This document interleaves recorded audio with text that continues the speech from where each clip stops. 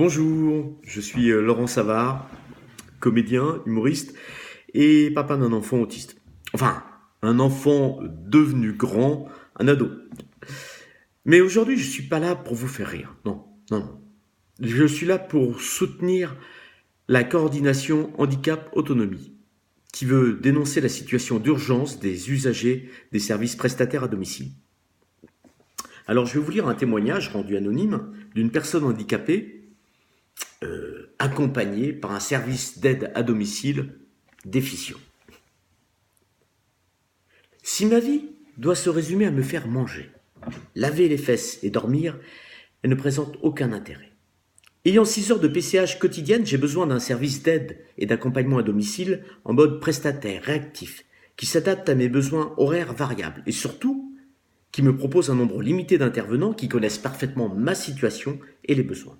Or, ces 3 derniers mois, j'ai eu affaire à plus de 20 personnes différentes dont certaines comprenaient mal mes besoins et mes consignes et qui m'ont épuisé. J'ai besoin d'aide sur le plan physique pour me faire la toilette, pour m'habiller, me déshabiller, mais aussi pour me faire les courses, préparer les repas. Et surtout, j'ai besoin de personnes qui m'aident à me repérer dans le temps, qui me stimulent et qui m'aident à organiser mon quotidien, afin que, malgré ma fatigue, je puisse avoir une vie active et riche.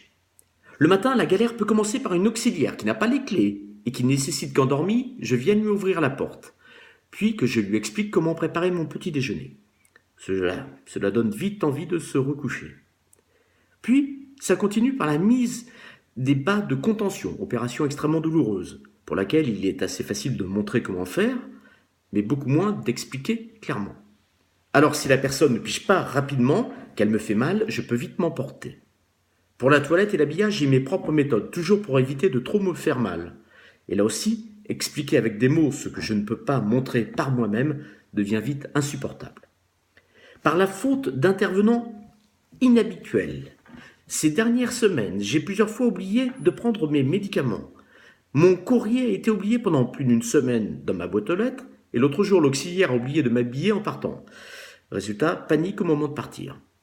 Heureusement pour mes repas que j'ai un stock de repas préparés selon mes recettes et stockés au congélateur en portions individuelles, sinon j'aurais mangé n'importe quoi et n'importe comment. Et parce que je ne suis pas en capacité d'entretenir mon logement, ni mon linge, ni de refaire mon lit, je fais bien évidemment appel à mes auxiliaires de vie pour tout cela. Et le département et le service me renvoient que ces actes n'ont pas à être pris en charge par la PCH. J'attends toujours qu'on m'explique comment me faire la toilette avec du linge que l'on ne nettoie jamais et comment me faire manger si l'on ne fait pas les courses ni prépare les repas. Je n'ai toujours aucune réponse sur ces points précis. À force d'être maltraité par des services qui partent au plus pressé et ont de plus en plus de mal à recruter, on en devient soi-même maltraitant avec ceux qui interviennent ponctuellement, car l'épuisement et la colère débordent vite. Services qui embauchent n'importe qui et qui font fuir les bons éléments, en les rappelant sur leur jour de congé pour les faire travailler et en les culpabilisant sur le fait que Madame Untel n'aura personne s'ils ne viennent pas.